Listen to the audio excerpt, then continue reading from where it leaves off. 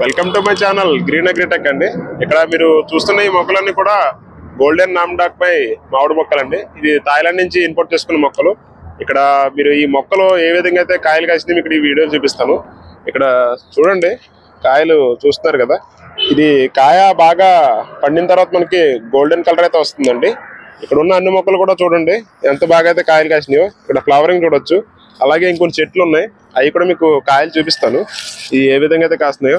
ఈ మొక్క ఒక ఏజ్ చూసుకుంటే మనకి 3 సంవత్సరాలు ఏజ్ అయితే ఉంటుందండి. ఇక్కడ కూడా మీరు చూడొచ్చు, కాయలు చూసారా ఎంత బాగా అయితే కాసిందో. ఇది చాలా స్వీట్ ఉంటుందండి ఈ వెరైటీ.